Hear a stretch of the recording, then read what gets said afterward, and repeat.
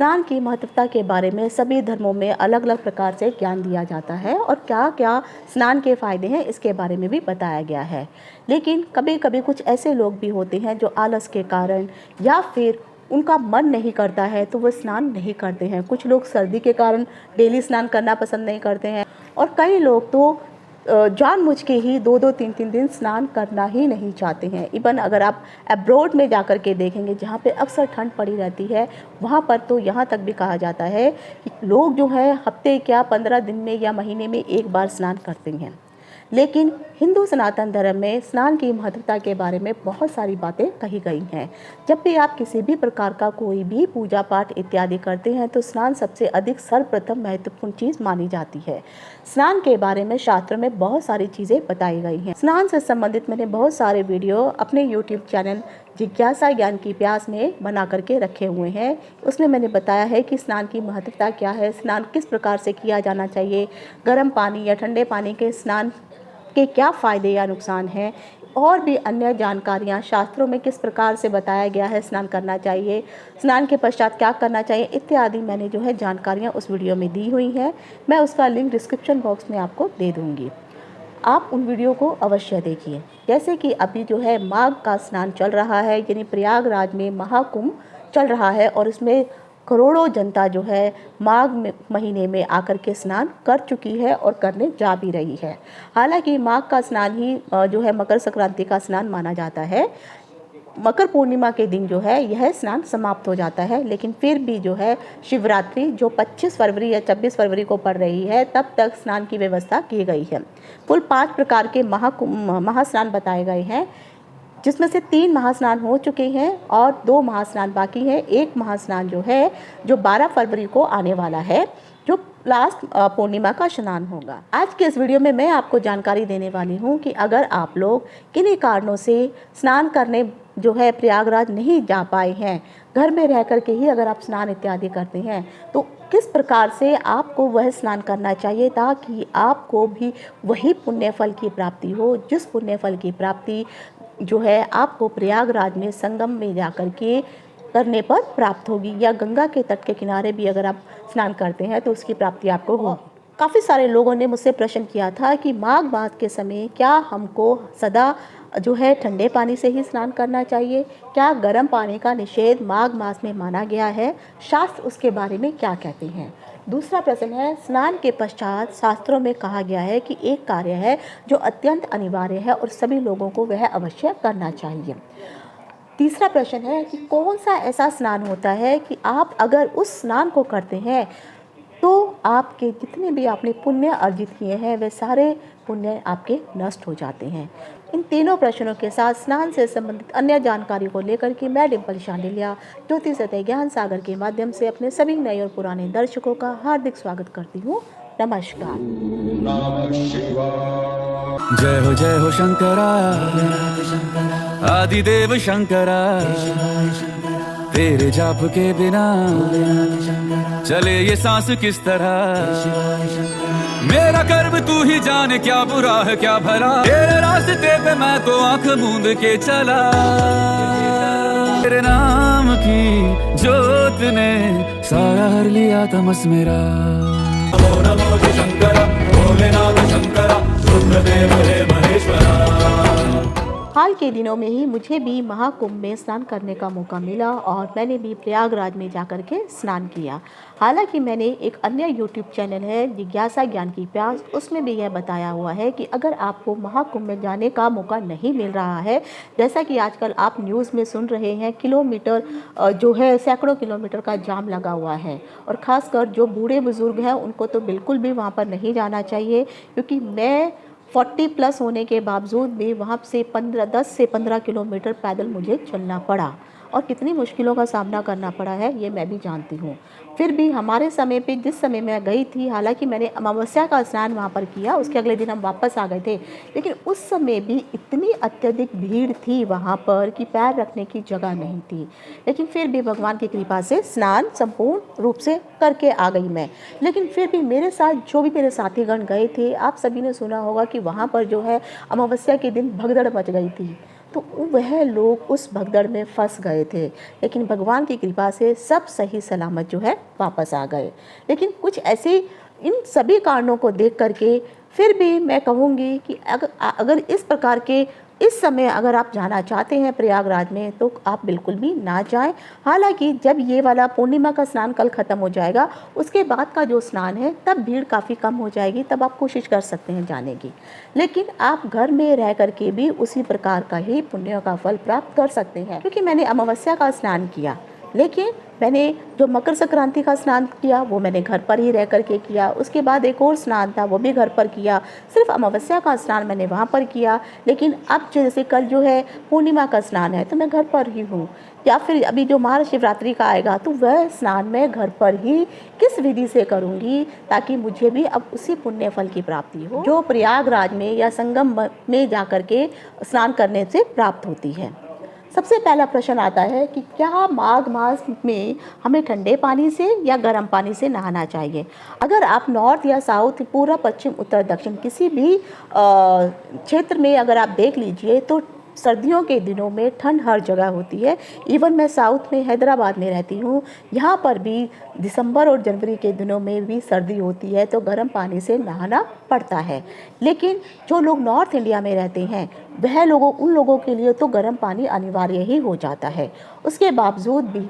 कुछ लोगों के प्रश्न आए थे कि क्या हम गर्म पानी से माघ मास में स्नान करें या नहीं करें। तो शास्त्रों में ये कहा गया है कि अगर आप माघ मास के महीने में जो लोग बुजुर्ग हैं या जो लोग किसी प्रकार की परेशानी में है, उनका शरीर काम नहीं कर रहा है या वो बहुत अधिक ठंडे पानी से नहीं नहा सकते हैं। तीसरा, छोटे बच्चे जितने भी होते हैं ये भी ठंडे पानी से नहीं नहा सकते हैं। इवन आप यंग भी हैं तब भी आप ठंडे पानी से नहीं नहा सकते हैं। लेकिन प्रॉब्लम आजकल ये, पहले के ज़माने में ठंडे पानी का प्रयोग किया जाता था क्योंकि सबके घरों में बोरवेल लगे हुए थे, हैंडपंप हुआ करता था। तो जब वह लोग उस हैंडपंप के पानी को निकालते थे वह पानी पृथ्वी के नीचे से यानी ज़मीन के नीचे से गर्म पानी निकलता था और वह गुनगुना पानी होता था। तो उसमें बैठ करके जितने भी लोग थे वह आराम से स्नान कर सकते थे। इवन बचपन में हमारे घर में भी हैंडपंप हुआ करता था तो हम जो है उस हैंडपंप के पानी से मेरे जो पिताजी हैं वो बहुत आराम से सुबह सुबह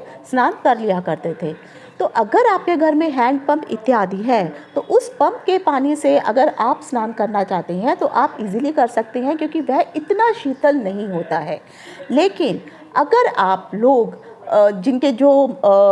लोगों के घर में पानी की टंकियाँ होती है, पानी को भर के रख देंगे, वो टंकी सारा दिन सुबह रात तक जो है बाहर ही रहती है, छत के ऊपर रहती है तो पानी ठंडा हो जाता है।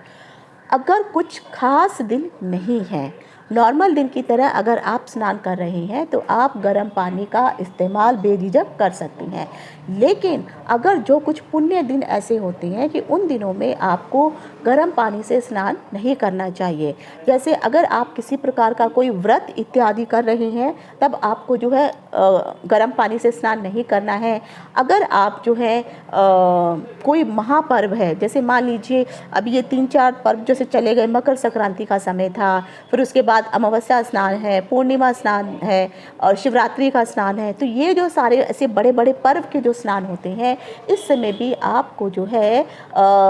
ठंडे पानी का प्रयोग ही किया जाना चाहिए। क्योंकि हमेशा ये कहा जाता है कि जो लोग ऋषि मुनि थे तो यह लोग नदियों में जाकर के ठंडे पानी का स्नान करते थे। उस समय तो बोरवेल नहीं होते थे लेकिन कुएं का पानी होता था, लेकिन ज़्यादातर ऋषि लोग यही प्रेफर करते थे कि वह नदी के किनारे में जाकर के स्नान करें। तो अगर आप डेली सर्दी के दिनों में ठंडे पानी से स्नान नहीं किया जा सकता है, अगर आपके घर में बोरवेल नहीं है तो, लेकिन अगर आप कोई पूजा पाठ इत्यादि कर रहे हैं तो आपको मैं ज़रूर कहूँगी कि ठंडे पानी का ही इस्तेमाल करिए। इवन उतना ठंडा पानी भी नहीं कर सकते हैं जितना ठंडा आपकी टंकी दे रही है, तो कम से कम जो बोरवेल का पानी जिस तरह से थोड़ा लूक बॉम यानी थोड़ी सी गर्माहट लिए हुए होता है। लेकिन मानिए मैं 3 से 4 दिन तक वहाँ पर एक आश्रम था, उस आश्रम में रही हूँ और उस आश्रम में बोरवेल से पानी निकाला जाता था, तो आपको आश्रम में गर्म पानी की व्यवस्था बिल्कुल थी ही नहीं। तो आप डेली गंगा स्नान करने नहीं जा सकते हैं,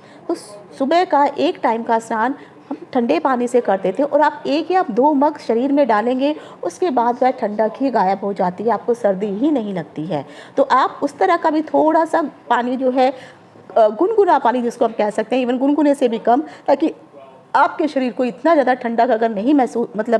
बर्दाश्त नहीं कर सकते हैं, तो मैं तो कहूँगी कि आप उस समय जो है लूक वार्म यानी थोड़ा सा गर्माहट लिए हुए ठंडे पानी का इस्तेमाल स्नान करने के लिए अवश्य करें। जब भी आप व्रत इत्यादि करते हैं या जब भी आप कोई भी जो महान पर्व है उन दिनों में स्नान करते हैं, तो आप माघ मास के दिन जो है यह स्नान यानी गुनगुने पानी वाला स्नान यानी उससे थोड़े से कम गर्म पानी का स्नान कर सकते हैं। लेकिन यह स्नान सिर्फ मैं उन्हीं लोगों के लिए अवश्य कहूँगी जो लोग यंग हैं, जो लोग बुजुर्ग हैं, जो लोग बच्चे हैं, उन लोगों के लिए इस प्रकार का जो स्नान है मैं वर्जित ही कहना चाहूँगी। ऐसा ना हो कि आप स्नान के चक्कर में बाद में आपको ठंड लग जाए और फिर आप बीमार हो जाए। दूसरा क्वेश्चन था कि माघ मास में पूरे महीने में क्या हमें ठंडे पानी से स्नान करना है, तो ऐसा नहीं है। आप सिर्फ इन जो मुख्य पर्व हैं इन पर्वों के दिन आप जो है अगर ठंडे पानी का इस्तेमाल कर सकते हैं या थोड़े से गर्माहट लिए हुए बोरवेल जैसा पानी का जो गर्माहट होता है उस तरह के पानी का इस्तेमाल कर सकते हैं, तो आपके लिए अच्छा होगा। और बाकी समय आप जिस प्रकार भी गर्म पानी से स्नान करते हैं आप नॉर्मल उसी प्रकार से स्नान कीजिए। लेकिन पूरे माघ मास या पूरे साल आप स्नान अवश्य करिए, ठंडी या गर्मी का बिल्कुल ना सोचिए और स्नान अवश्य कीजिए। इवन जो लोग अभी प्रयागराज में जा रहे हैं और जो गंगा में स्नान कर रहे हैं, गंगा का पानी इतना ठंडा है जिसको आप कह सकते हैं कि चिल्ड वाटर जो आप फ्रिज में से निकालते हैं, तो उस तरह के पानी में भी लोग जाकर के डुबकियां लगा रहे हैं, स्नान कर रहे हैं। शुरू में आपको एक या दो पानी में जब जाते हैं तो थोड़ा सा महसूस होता है, लेकिन अगर आपने एक डुबकी अगर आराम से लगा ली तो फिर आपका जो शरीर है उसको यूज टू हो जाता है। फिर आप एक की जगह 10 डुबकियाँ लगाइए। हालांकि मैंने बहुत सारी 15-20 डुबकियाँ वहाँ पर लगाई, क्योंकि जो भी मैंने स्नान किया क्योंकि वहाँ पर बहुत सारे परिवार के ऐसे सदस्य थे जो लोग प्रयागराज नहीं जा सके थे, तो उनके नाम का भी जो डुबकियाँ हैं मैंने वहाँ पर लगाई। तो एक डुबकी की बजाय मैंने 15-20 डुबकियाँ वहाँ पर लगाई और मैंने फिर आराम से स्नान किया। तो आप घर में रहते हुए भी इस प्रकार का स्नान कर सकते हैं। अब दूसरा प्रश्न आता है कि स्नान के पश्चात आपको क्या मुख्य कार्य है जो अवश्य करना चाहिए। अगर आप किसी भी प्रकार से आपके घर में कलह कलेश हो रहा है, घर में अशांति इत्यादि फैल रही है, आपके घर में पैसों की कमी है, मान सम्मान की प्राप्ति नहीं हो पा रही है, हर जगह आपका तिरस्कार हो रहा है, आपके घर में बीमारियां इत्यादि हैं, अलक्ष्मी का वास हो चुका है, घर में अशांति का माहौल हमेशा बना रहता है, तो आपको यह उपाय सभी लोगों को अवश्य करना चाहिए। स्नान के पश्चात प्रतिदिन आप एक नियम अवश्य बना लीजिए। जैसे ही आपका स्नान खत्म होगा, कई लोगों को तो मैंने यहाँ तक भी देखा है, जो खासकर जो पुरुष लोग होते हैं वह स्नान करते हैं, स्नान करने के पश्चात वह कपड़े धारण नहीं करते हैं, सिर्फ अपनी कमर में तौलिया बांध लेते हैं और जो तांबे का कलश होता है उसमें वह पानी ले करके सूर्य देव को अर्घ देने लगते हैं। तो सर्वप्रथम कार्य आपको यह अवश्य करना चाहिए, सूर्य देव को अर्घ अवश्य दीजिए। अगर आप सूर्य देव को अर्घ देते हैं स्नान के पश्चात, इवन बहुत सारी ऐसी ब्राह्मण महिलाएं भी हैं जो लोग जो है अपने शरीर को सिर्फ लपेट लेती हैं। अगर वे साड़ी पहनती हैं तो साड़ी पहनते वक्त वो तो ना तो नीचे पेटीकोट पहनेंगी ना ब्लाउज पहनेंगी, सिर्फ अपने शरीर को वो लपेट लेती हैं नहाने के तुरंत पश्चात, और जा कर के पहले सूर्य देव को वो अर्घ देती हैं, उसी के पश्चात फिर वह अपने सामान्य कपड़े धारण करती हैं। तो आपको भी यह नियम अवश्य बनाना चाहिए। इससे आपके घर में अगर किसी प्रकार की कोई कलह कलेश चल रहा है, कोई अशांति का माहौल है, पिता के साथ अनबन हो रही है, हड्डियों से संबंधित कोई भी आपको प्रॉब्लम चल रही है, पेट में हमेशा कुछ ना कुछ गड़बड़ लगी रहती है, या फिर आपके घर में अलक्ष्मी का वास हो गया है, किसी न किसी प्रकार की कोई ना कोई बीमारी आपके घर में सदा बनी रहती है, तो इन सभी को दूर करने के लिए यही एकमात्र उपाय है कि आप स्नान के तुरंत पश्चात आप जो है पानी के अंदर अलग अलग ग्रहों के अनुसार कुछ चीज़ें डालने को कहा जाता है। जैसे कई बार जो है लाल सिंदूर कहा जाता है डालने के लिए, या गेहूँ डालने के लिए कहा जाता है। तो जो भी आपके ग्रह के अनुसार आपको बोला जाता है, या तो फिर सिंपल आप जो है तांबे के कलश में पानी लीजिए, थोड़ा सा लाल कुमकुम डालिए, हो सके तो गेहूं के दाने भी आप उसमें डाल सकते हैं, और फिर वह जल जो है ओम गृहिणी सूर्याय नमः, ओम भास्कराय नमः, इस मंत्र का 5 बार 7 बार या 11 बार उच्चारण करते हुए इस प्रकार से सूर्य को अर्घ दे कि जो सूर्य को जो आपने पानी दिया है और उस पानी के बीच में से जो किरणें निकल रही हैं उन किरणों को आप देखिए और सूर्य देव से प्रार्थना कीजिए कि हे सूर्य देव, मेरे सूर्य ग्रह में जिस भी प्रकार की त्रुटि है, जो भी मुझसे गलती हुई है और मेरे सूर्य ग्रह में जो भी दिक्कतें हैं, आपकी कृपा से वह सभी दिक्कतें समाप्त हो जाए। मैं आपको अर्घ अर्पित कर रहा हूँ। तो ये काम अगर जब भी आप करेंगे तो यकीन मानिए आपके घर में जो भी प्रॉब्लम है ये धीरे धीरे समाप्त हो जाएंगी। स्कंद पुराण में तो यहाँ तक कहा गया है कि जो कोई भी मनुष्य स्नान के पश्चात अगर वह सूर्य को अर्घ नहीं देता है और नहाने के पश्चात वह तुरंत खाना खा लेता है, यानी ब्रेकफास्ट इत्यादि कर लेता है, तो यकीन मानिए वह भोजन ग्रहण नहीं कर रहा है, वह भोजन के रूप में पाप को ग्रहण कर रहा है, यानी वह एक प्रकार से पाप को खा रहा है, पाप उसके अंदर लिप्त हो रहा है। तो इसीलिए स्कंद पुराण में भी ये कहा गया है कि स्नान के तुरंत पश्चात आपको जो है सूर्य को अर्घ अवश्य देना चाहिए। और जब भी आप सूर्य को अर्घ देते हैं तो सूर्य के मंत्रों का जाप करने के पश्चात आप सूर्य देव से ये भी अवश्य कहिए कि हे सूर्य देव, जो भी मेरे मन, वचन और कर्मों के कारण जो भी मैंने गलती से कुछ ऐसे कर्म कर दिए हैं जिसके बारे में मुझे नहीं पता था, तो मनसा वाचा कर्मणा, जो भी मुझसे भूल चूक होकर के जो भी मैंने पाप इत्यादि किए हैं, मेरे उन सभी पापों को आप नष्ट कीजिए और जो भी मैं अर्घ आपको दे रहा हूँ इसे आप स्वीकार कीजिए। और साथ ही साथ आपको सूर्य के मंत्रों का जाप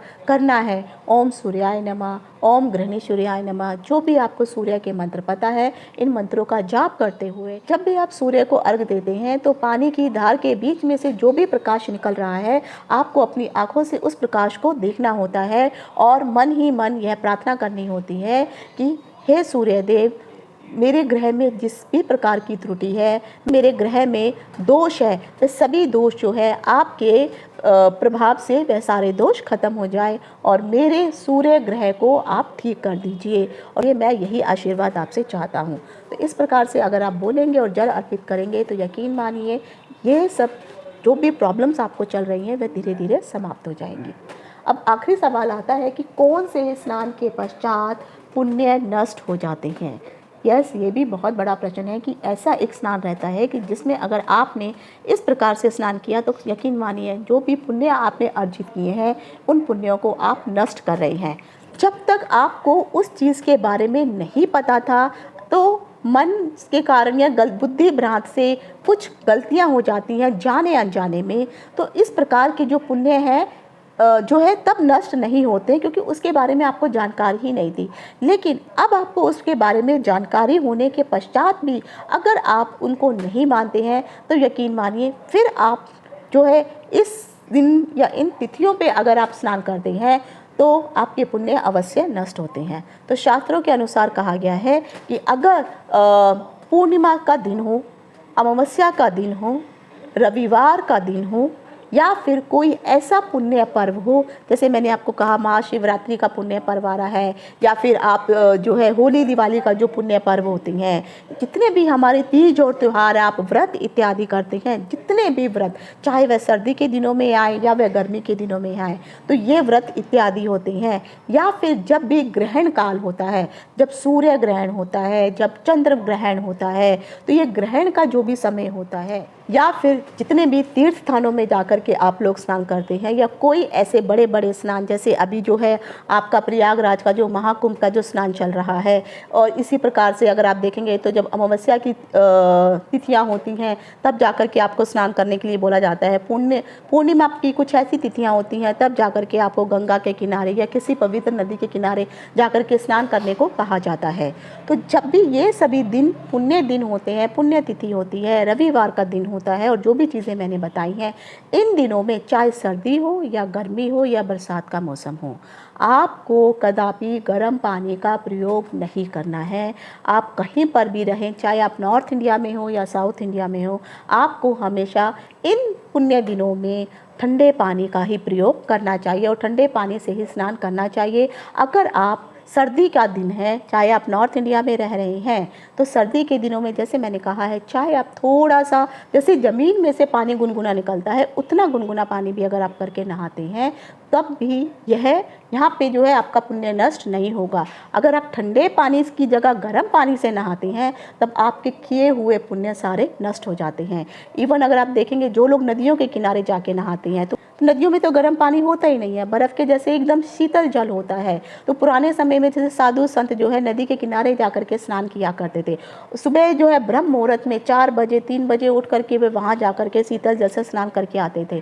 तो इसीलिए जब भी कभी भी जो भी ये मैंने दिन बताए हैं, इन दिनों में आपको, चाहे आप किसी नदी के किनारे स्नान कर रहे हैं तब तो आपको गर्म पानी मिलेगा ही नहीं, लेकिन अगर आप वहाँ नहीं जा सकते हैं और ये सब पुण्य समय पड़ रहा है, इवन ग्रहण पड़ रहा है, तब आप घर में भी आप जो है ठंडे पानी का प्रयोग करके ही आप स्नान कीजिए। जब क्योंकि ये स्नान से संबंधित बहुत अधिक महत्वपूर्ण जानकारी है। स्कंद पुराण में कहा गया है कि जो भी लोग ठंडे पानी से स्नान करते हैं उन लोगों के शरीर में रोग कम होते हैं, बशर्ते जो लोग गर्म पानी से अक्सर स्नान करते रहते हैं ऐसे लोगों को के शरीर में व्याधियां अत्यधिक उत्पन्न हो जाती हैं। तो ठंडे पानी का प्रयोग कोशिश करिए। अगर कोई पुण्य पर्व हो, जैसे कल जो है पूर्णिमा का स्नान होने वाला है 12 फरवरी को, उसके बाद शिवरात्रि का स्नान होने वाला है। हालांकि मैं साउथ में रहती हूँ तो यहाँ पे गर्मी है, तो यहाँ पर लेकिन सुबह सुबह भी अगर आप देखेंगे तो 12-15 के आसपास टेम्परेचर होता है। और क्योंकि यहाँ पे बोर का पानी नहीं है, पानी टंकी में रख दिया जाता है, तो पानी बहुत ठंडा होता है। उसके बावजूद भी मैं उसी ठंडे पानी से ही स्नान करने वाली हूँ। और अगर आप लोग जो हैं नॉर्थ इंडिया में भी रह रहे हैं तो जो मैंने बताया है, बोरवेल का पानी निकाल के अगर आप स्नान कर सकते हैं तो आप करिए, वरना कोशिश करिए कि ठंडे पानी का प्रयोग करें। और थोड़ा कम ठंडा हो तब भी आपके लिए चलेगा, लेकिन आपको ठंडे पानी का ही प्रयोग करना है। अभी तक आपको इस चीज़ के बारे में जानकारी नहीं थी तो बुद्धि भ्रांत के कारण, यानी अनजाने में आपने जो भी किया वह एक अलग चीज़ है। लेकिन अब स्नान से संबंधित जो महत्वपूर्ण जानकारी मैंने दी है, इसके बावजूद भी अगर आप फिर इस प्रकार के कार्य करते हैं तो कहीं ना कहीं पुण्य का क्षय होता ही है। और अगर आप लोग जो है प्रयागराज में नहीं जा पाए हैं तो घर में किस प्रकार से आपको जो है स्नान करना चाहिए ताकि आपको प्रयागराज के संगम में स्नान करने का वही फल प्राप्त हो, इसका लिंक मैं डिस्क्रिप्शन बॉक्स में दे दूँगी, तो आप वहाँ से उस वीडियो को अवश्य देख सकते हैं। तो आशा करती हूँ कि मैंने आज जो भी जानकारी स्नान से संबंधित आपको दी है आपको पसंद आई होगी। आज यहीं तक, इति शुभम, नमस्कार।